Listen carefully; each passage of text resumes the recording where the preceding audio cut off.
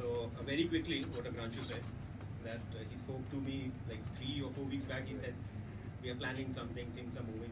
I said, start with, keep on moving, as in, don't wait for the big moment to come. Keep on moving. And if you can do something, let's go ahead and do it.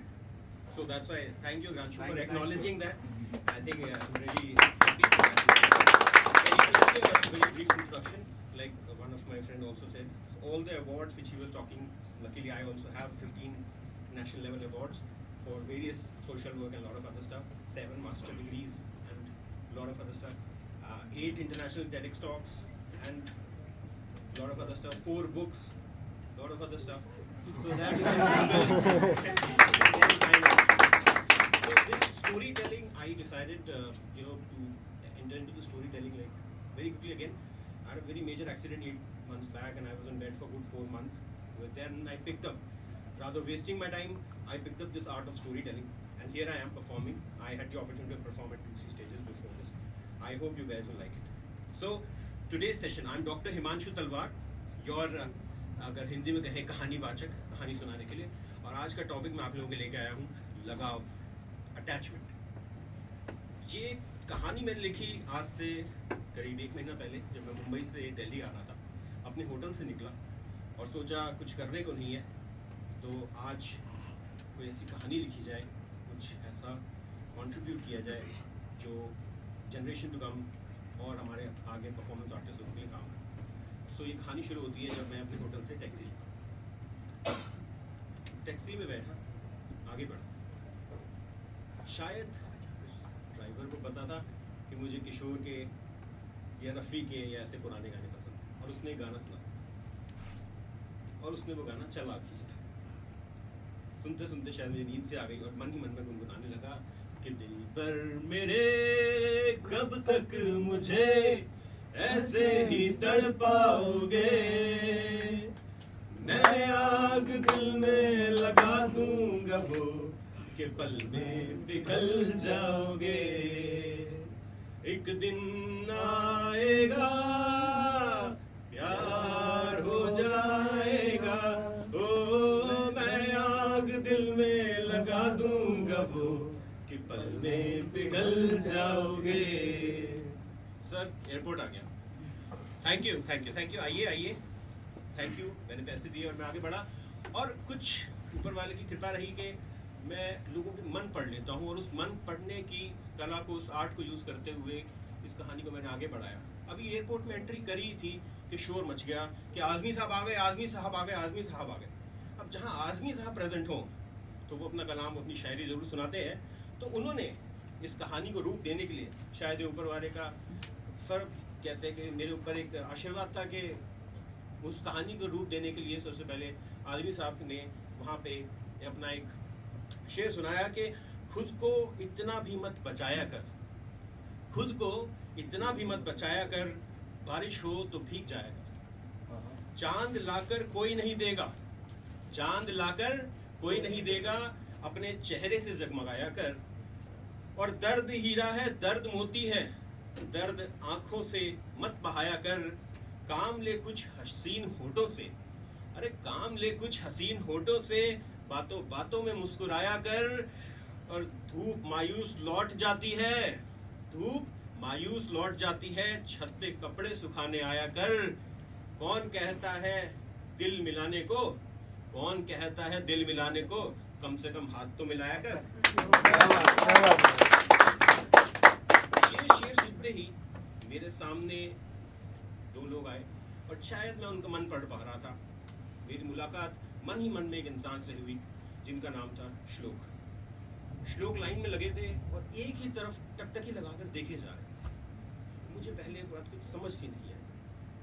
मैंने उसकी टकटकी को देखा, समझा और जब मैंने उसकी टकटकी को नोटिस करके आगे बढ़ा तो पता चला कि श्लोक का ध्यान था गीता जो हमारे से तीसरी लाइन में खड़ी थी। श्लोक याद कर रहा था अपने कॉलेज के दिनों, 15 साल पहले कि उन दिनों को जब श्लोक और गीता ने कॉलेज में पहली मुलाकात की थी।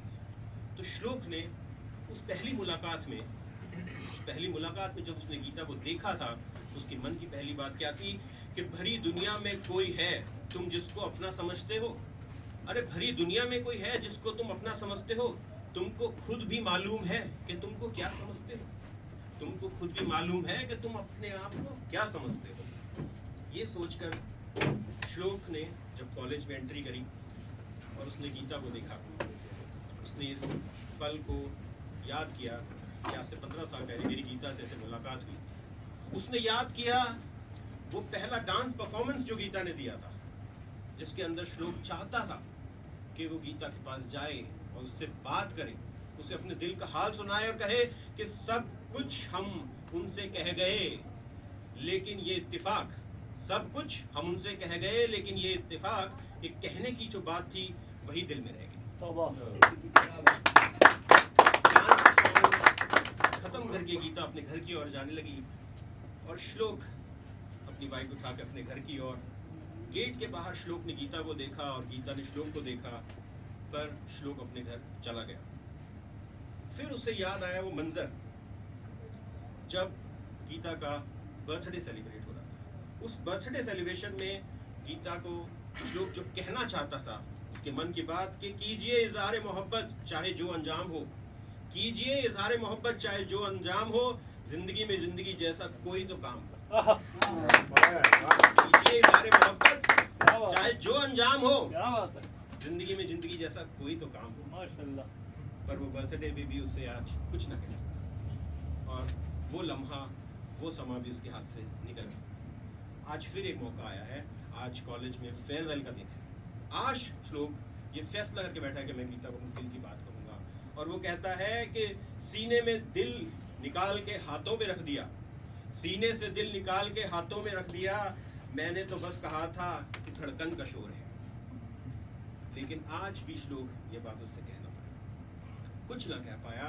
और आज ये कॉलेज खत्म हो रहा है, श्लोक उस 15 साल पुरानी याद को याद कर रहा है और अपनी इस यादों को, उस पिटारों को समेटते हुए कहता है कि वो अफसाना जिसे अनजान तक लाना ना हो मुमकिन, वो अफसाना जिसे अनजान तक लाना ना हो मुमकिन, उसे एक खूबसूरत मोड़ देकर छोड़ देना चाहिए। इस तरीके से श्लोक को पढ़ते पढ़ते जब मैंने उसकी जज्बात और उसकी होश को पढ़ते पढ़ते समझा, तो मैंने अपनी नज़र गीता की ओर करी और मैंने गीता के मन को पढ़ने की शुरुआत करी। श्लोक और गीता जिन्होंने शायद एक दूसरे को देखा पर ना बात की, ना हाथ में लाया, और दोनों अलग अलग फ्लाइट में बैठे थे और हम लोग सब साथ चल रहे थे कि तभी गीता के मन को पढ़ते हुए मुझे एक आवाज़ आई कि हम जैसा से कोई क्यों ही बात करेगा, हम जैसों से कोई क्यों ही बात करेगा, कर भी लेगा तो कितनी बात करेगा, तेरा भी वही बातें दिल दुखाने वाली, तेरी भी वही बातें दिल दुखाने वाली, आंखों से लगा था कुछ अच्छी बात करेगा। आज कॉलेज का पहला दिन गीता का, और गीता ने भी उसी दिन श्लोक को देखा था। ये गीता अपने मन के मंजर बयां कर रही है, अपने मन में सोच रही है और कह रही है कि वही डांस की रात थी और गीता के मन में क्या चल रहा था, आता नहीं था हमें इकरार करना, ना जाने कैसे सीख गए प्यार करना, आता नहीं था हमें इकरार करना, ना जाने कैसे सीख गए प्यार करना, रुकते ना थे दो पल कभी किसी के लिए, ना जाने कैसे सीख गए इंतजार करना। शायद उस दिन गेट के बाहर गीता श्लोक का ही इंतजार कर रही थी। शायद वो मन में कह रही थी कि श्लोक रुक जाओ, मैं तुम्हारे लिए ही रुकी हुई हूँ कि तुम आओगे, शायद हम लोग साथ घर जाएंगे। पर शायद श्लोक ये बात ना समझ सका और गीता का वो मंजर उसके हाथ से छूट गया। फिर वही बर्थडे पार्टी, फिर वही बर्थडे पार्टी का सेलिब्रेशन जहाँ श्लोक सोच रहा था तो वहाँ गीता के मन की बात थी, समझता नहीं वो मेरे अल्फाज की गहराई, समझता नहीं वो मेरे अल्फाज की गहराई, मैंने हर लफ्ज कह दिया जिसे मोहब्बत कहते हैं। लेकिन श्लोक इस बात को नहीं समझ सका था। गीता अपना दिल बयां कर रही थी अपनी यादों में वहीं बैठ के, और मैं एक लेखक उसके मन की बात पढ़े जा रहा था। शायद ये स्टोरी वो देखे और याद करे कि किसी ने तो ये स्टोरी बयां करी। वही बर्थडे के बाद वही फेयरवेल की पार्टी, वही डिस्कशन, वहां श्लोक जो सोच रहा था और गीता के मन की बात क्या थी कि राज खोल देते हैं नाजुक से इशारे अक्सर, राज खोल देते हैं नाजुक से इशारे अक्सर, कितनी खामोश मोहब्बत की जुबान होती है। उस दिन भी गीता कुछ ना बोल सकी थी और श्लोक कुछ ना बोल सका था। और ये मंजर उनके हाथों से निकल गया था। और गीता ने उस यादों को, पिटारे को बंद करते हुए कहा, इश्क है तो इश्क का इजहार होना चाहिए, इश्क है तो इश्क का इजहार होना चाहिए, आपको चेहरे से भी बीमार होना चाहिए। इस तरीके से गीता की वो अंदाज़े बयान स्टोरी रही और श्लोक की रही। जिंदगी में ऐसे मंजर आए जब एक दूसरे से वो दोनों बात करना चाहते थे, दोनों दिल की बात कहना चाहते थे, ना कह सके, लेकिन आगे बढ़ते गए, जिंदगी चलती गई। आज 15 साल बाद हम दिल्ली पहुंचे।